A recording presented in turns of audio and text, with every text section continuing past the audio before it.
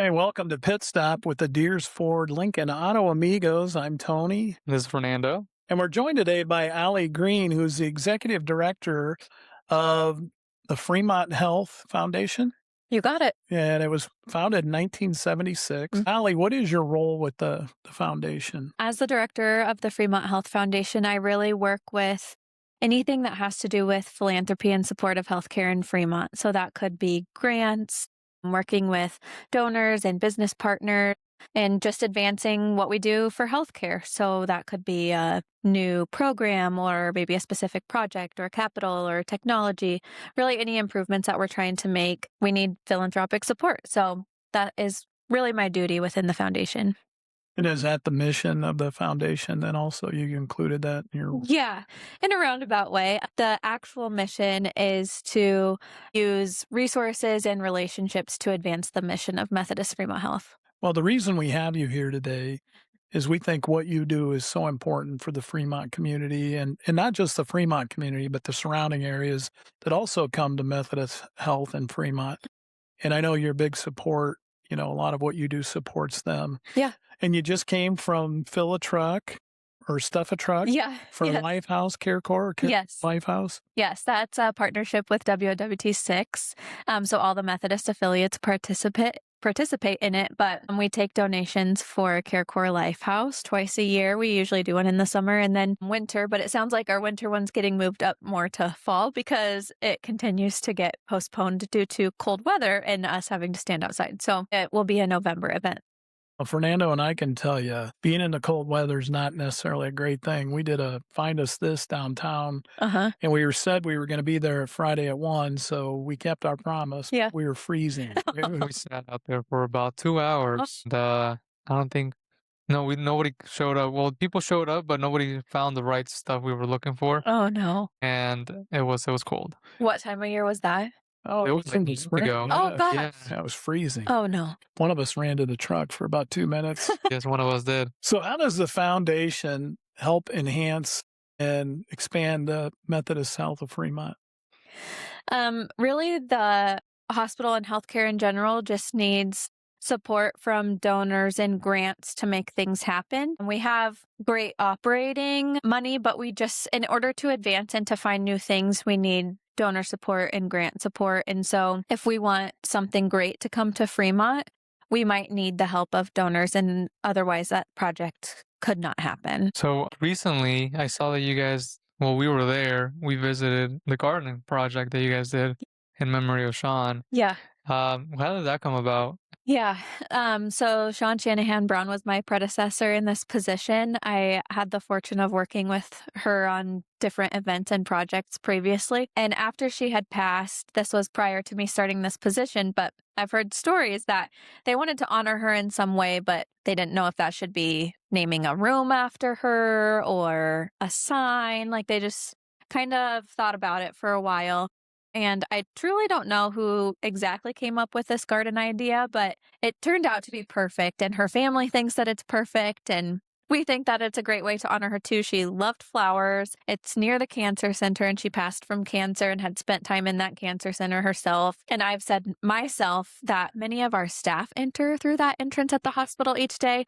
And so not only is it a healing garden for patients, but I think it's the perfect space to kind of just take a deep breath when we enter the hospital each morning. Well, it was a great event. Yeah.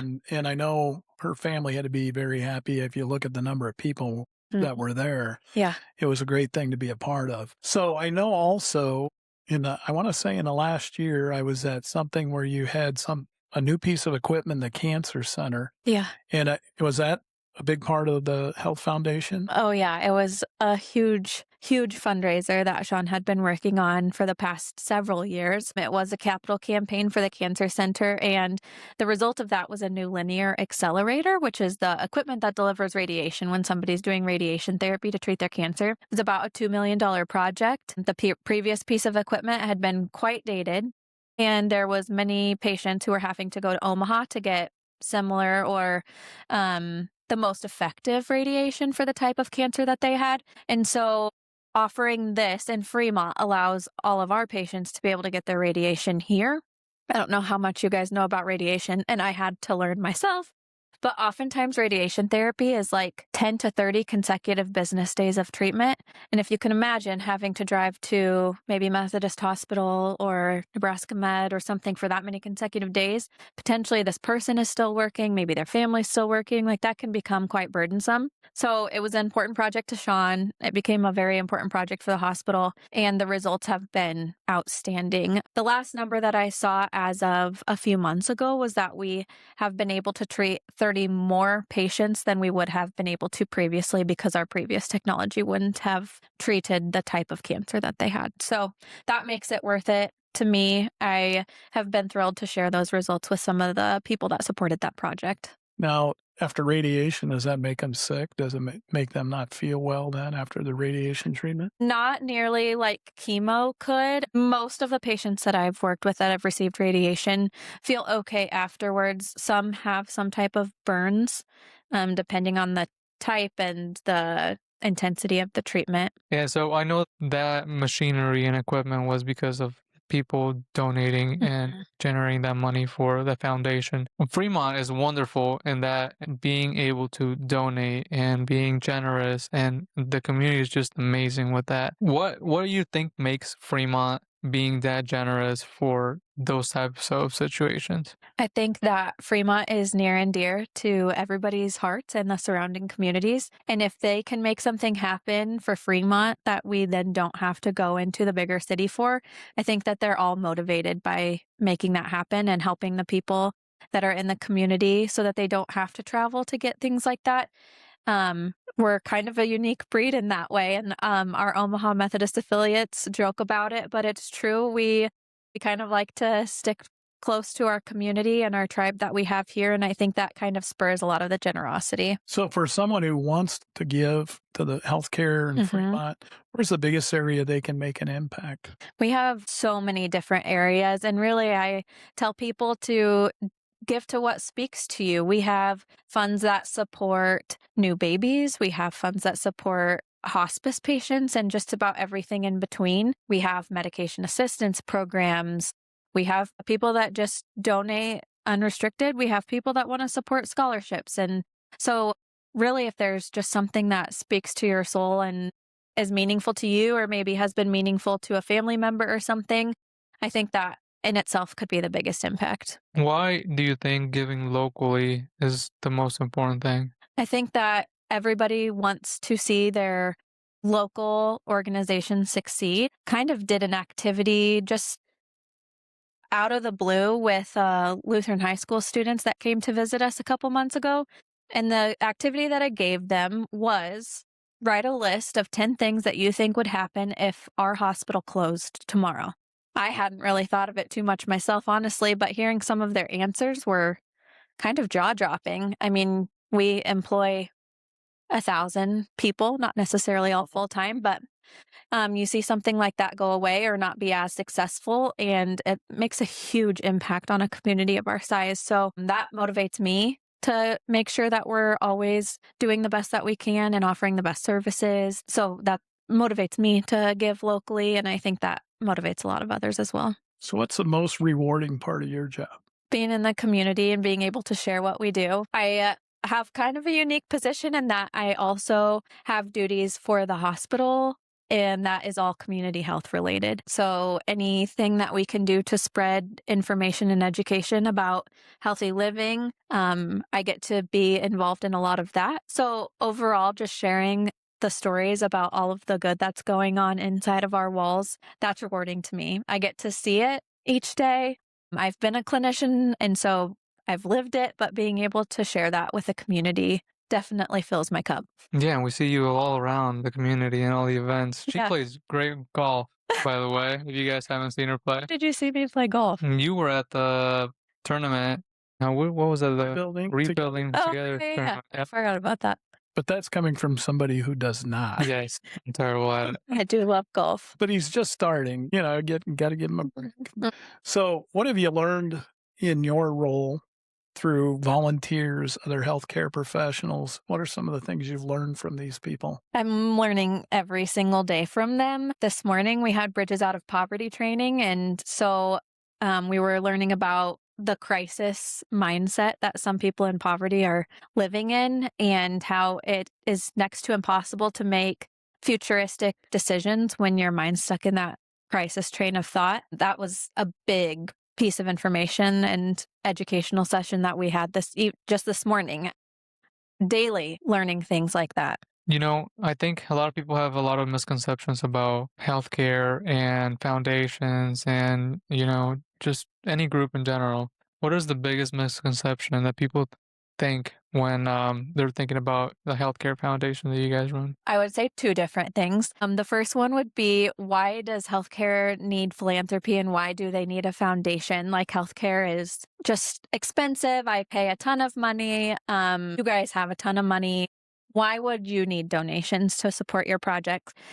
And in reality, I can relate to all of those things. However, if you think about a hospital and all of the people that work there and all the work that goes into insurance and the money that we actually see back from insurances, we actually only retain about 8 cents of every dollar that we make, which, as our CEO Bill likes to say, that's a terrible business model. Most businesses would not really survive on that. And so we can't do these projects and make innovative advances if we don't look outside of the box and try to work with grants and donors and other philanthropic events and things of that sort. So that's the first misconception. The second one would be that we support things in the community or help pay medical bills. And while the hospital is very generous in assisting with medical bills, the foundation, which is separate, is not able to assist with things like that. We can help support projects within the hospital, and scholarships is one exception of something that we support really outside of the hospital walls. But other than that,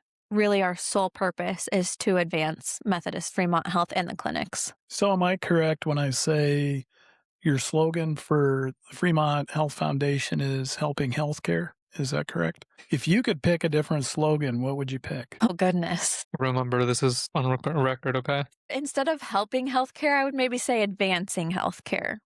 Helping healthcare sums it up really well, but I think the things that we do are outside of the norm. We don't necessarily fund projects that are just the typical operational things. We're truly supporting projects that are the latest and greatest or things that we haven't had before. So I would say advancing would be the best way to phrase that. That's a good answer. Yeah, that's good.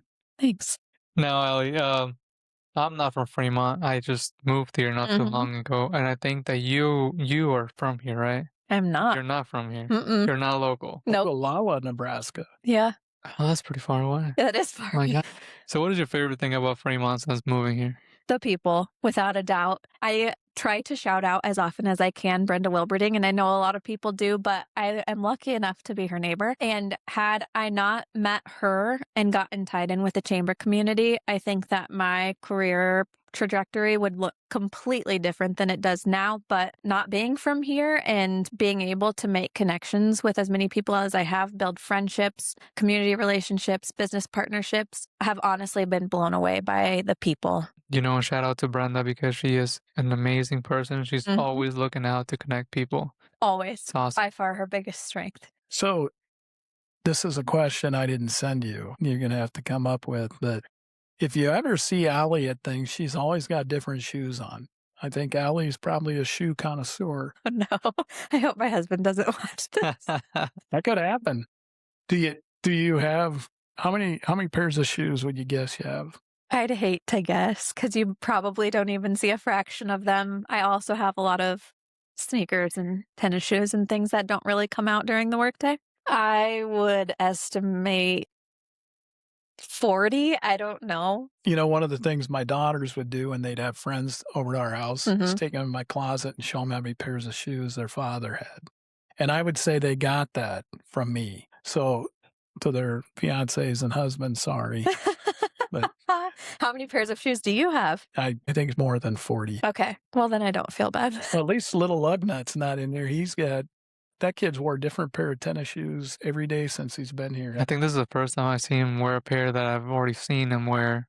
The green and black ones. Yeah, he has black. But he has so many shoes. He said that he could go for 3 months straight without wearing the same shoes. Oh my gosh. Yeah. You know who else has a ton of shoes? Dr. Sellen. Have you guys met Dr. Sellen? Yes. Yes. The man has a lot of shoes. God bless him. That's my favorite thing. I love when I go to the store, I want to go look at shoes.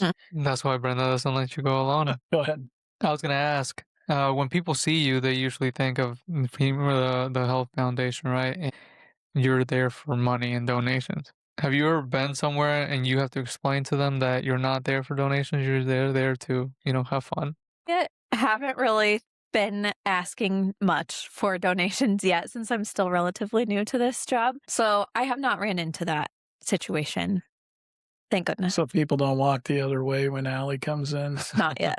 That's good. So looking ahead, what excites you the most about Methodist Fremont Health in the foundation and the direction we're going? We continue to grow and put in the most innovative technologies and things. We have multiple projects going on as we speak, and it's just making us such a great place to get healthcare.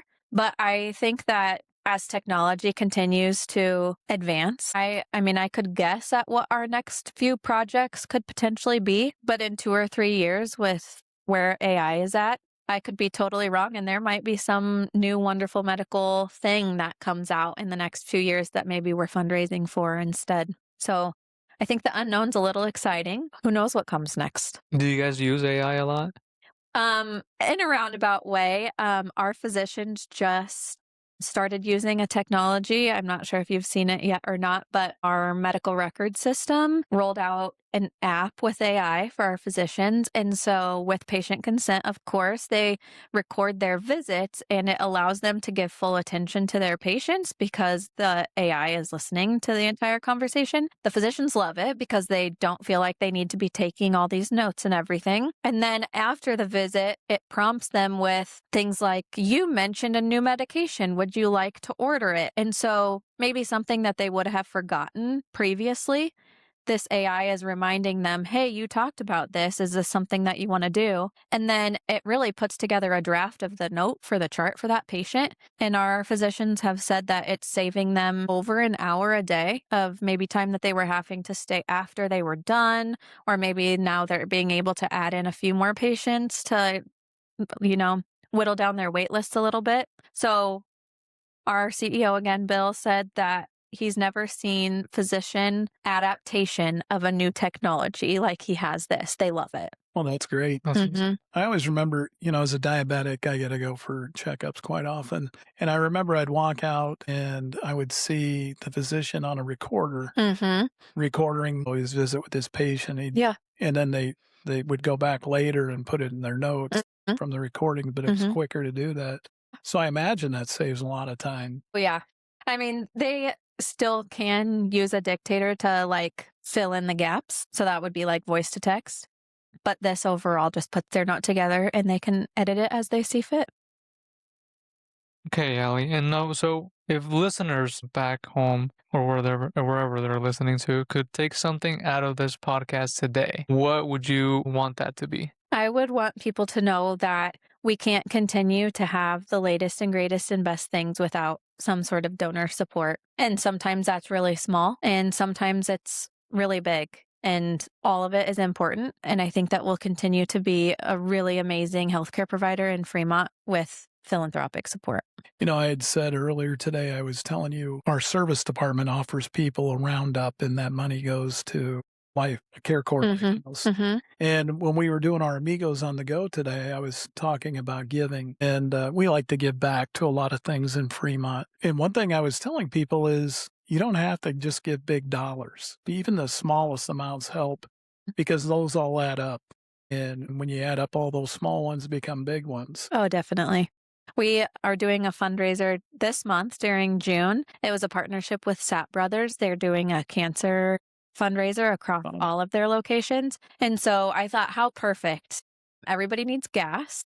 And so they're donating 55 cents on every gallon on Wednesdays during June on pump number 7. But yeah, all of those people that are getting their gas with the intent of making it a donation, that's all making such a big impact. I think that all of those little fill-ups are going to end up making a big difference. So if you guys want to take anything from this podcast is that any little donation counts. It helps them. And go pump gas in Sapp Bros this month. Every Wednesday, right? Yep. I'm 7. Don't forget Yes. that one. There is our logo on it. It says supporting cancer. It's pretty easy to find. So is 55 cents for every gallon? Yeah. That's huge. Yeah. Yeah, that's great. Yeah. That was a great partnership. They reached out to us. I'm definitely grateful that they did that. Well, as a resident in Dodge County, I Mhm. want to thank you for your work for the foundation. We appreciate what you do, and we're glad you could be here today to get to talk a little bit about the Fremont Health Foundation. And if you're looking to help, it's just a great organization to give back to, because they do so much for the surrounding area in Fremont, and it's a valuable thing to help. Do you guys have a newsletter or something that people can sign up and, search for your next thing? We don't have a newsletter, but we keep our Facebook pretty up to date. Both ours and the hospital's Facebook. We're always posting our events, like the Stuff the Truck and things of that sort. But I want to thank you guys for everything that you're doing to bring awareness to all sorts of things in the community. It's very much appreciated. Well, thank Thank you. you so much. So make sure you follow the foundation on Facebook so you guys are up to date on anything they're doing, and you guys can go donate. And don't forget to tune in to Pitstop with the Deersford Lincoln Auto Amigos. We record once a week and we put our podcast out on Tuesdays. So you can catch us on Apple, Spotify, YouTube, and Facebook. Or anywhere you guys listen to your podcast. Yeah, there you go. Well, thank you guys so much for watching. Thank you, Ali, for being here, and we'll Thanks, see guys. you guys next time. Take care.